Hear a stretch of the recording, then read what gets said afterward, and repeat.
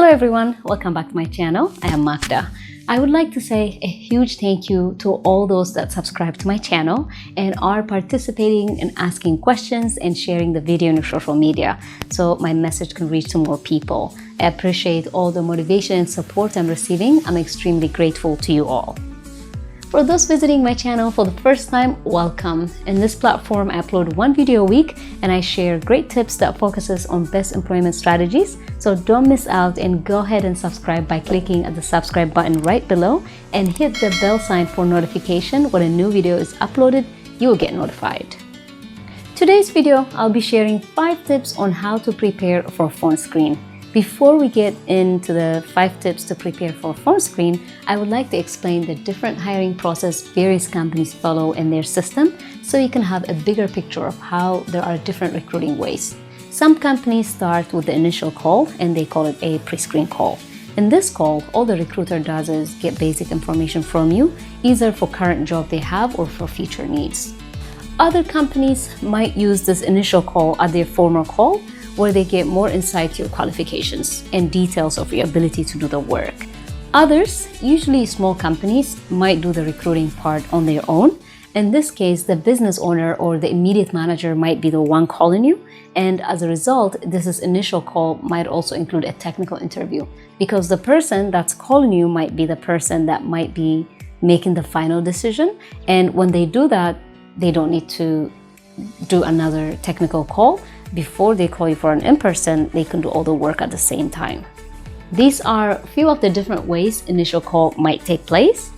Another information I want you to know is the different recruitment style.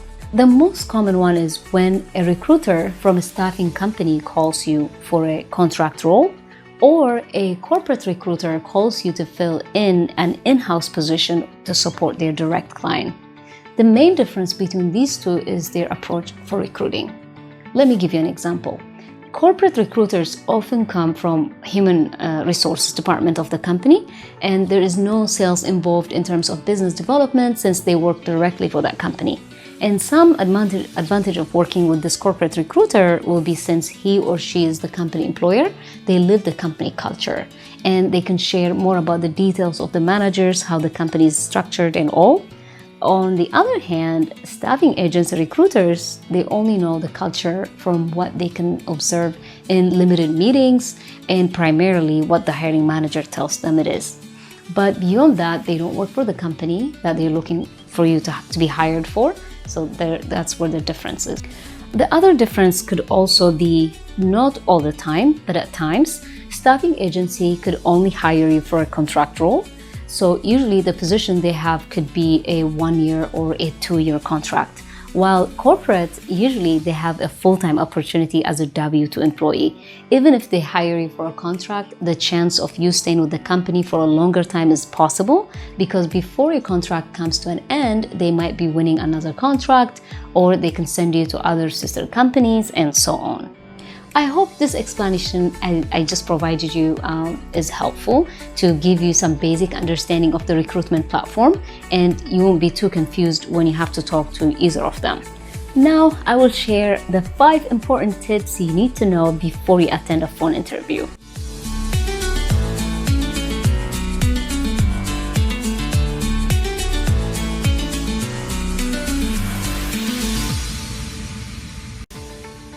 Number 1. Take care of call logistics. Find a quiet place where you can talk without interruption. Usually, unless the call is already scheduled ahead of time, we get calls from recruiters at any time of the day. At the time when we receive a call, you could be driving in the middle of the highway, we might be at home with our children, or we might be running an errand. When this happens, my advice is to take the call, but be honest with the recruiter, and you can tell them that, thank you very much for taking the time to call me today. I'm currently driving in the highway. Would you be available if I can give you a call back in 10 minutes? Or you can also give them a specific time that works best for you. Recruiters usually understand this because they know they called you out of the blue. But if this was a scheduled call, of course you have to wait for the impending call all prepared. Once the recruiter agrees to speak to you in 10 minutes, Now we have the chance to make sure the reception is good and the call won't drop. You will pull over in a rest area or a plaza where we can park and give yourself a few minutes to take a breather. Next, pull out the job description that you applied for and prepare a notepad to write on, or prepare a recording so you'll have it for later so you can hear back. Once you have everything ready, everything's taken care of, now you're ready to give the recruiter a call back, and you will make sure the only thing the interviewer will think about is you and how great you'll be in the role. Number 2 is use a headset. During the initial call, it's better if you could have your hands free, which means during the call you can walk around, you can use your hands as you would normally do, and you can also more easily refer to a note or take a note, and you wouldn't have to worry about making sure you hold the phone in an optimal position for a call clarity. So during these calls, this is one more tip you should remember. The third one is listen before you speak. And speaking of call clarity, during the call, the biggest key is that you should listen first. You'll be surprised to know that this happens more often than you think. People get nervous and they just start talking aimlessly. Listen first. Usually the interviewer will set the stage. He or she will talk about expectations, what it takes to be successful in this company, and what the major challenge will be. During this time, when the recruiter explains and provides you with all this information, your job should be to take a note so you're able to respond to all the points when it's time for you to talk. Now you can talk.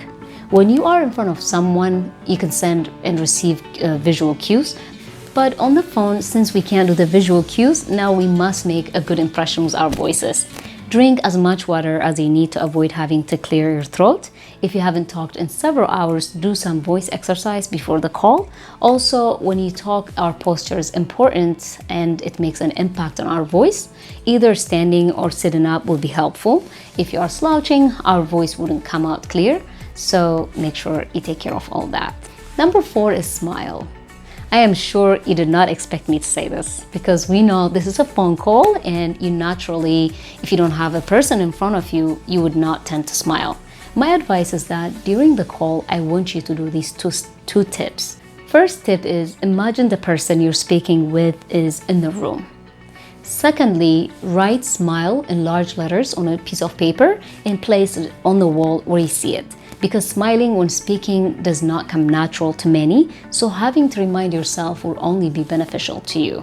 Then, before you start to answer, smile as you speak. In order to believe the difference that it makes, you can do a test by leaving yourself 2 identical voice messages, one was smiling and one was out.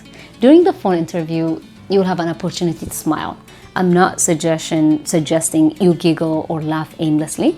A good time to smile could be when you talk about the work you've done, or when you ask questions, or even when you express enthusiasm about a company. You can see I already started smiling just talking about enthusiasm, and you can kind of sense a new energy. So when you smile on the call, you'll sound more engaged, more enthusiastic, and oddly enough, you'll automatically relax and feel less stressed. People who smile tend to sound more energetic and more friendly. Even the person on the other end of the phone call feels the energy. The final tip I have is thanking the caller. Even though a phone interview may seem like less formal version of an in-person interview, but don't treat it that way. So once the call is over, let half a business day go by and then send a brief email. In the email, say thanks to the recruiter and tell them you enjoyed the conversation, that you appreciate them for taking the time to speak with you. Also confirm your interest in the company, ability to do the job, and desire to take things the next step. Avoid recapping because the recruiter already has taken a note. When you do this, you are showing good manners, and definitely we tend to like people who are thoughtful and polite. So send the thank you note at the end of the day. Well, now you have the 5 tips that I have for you ready. I thank you for staying with me, and I hope you're able to incorporate these tips in your next phone interview, and you would do very well that you would get hired. Best of luck in your job search.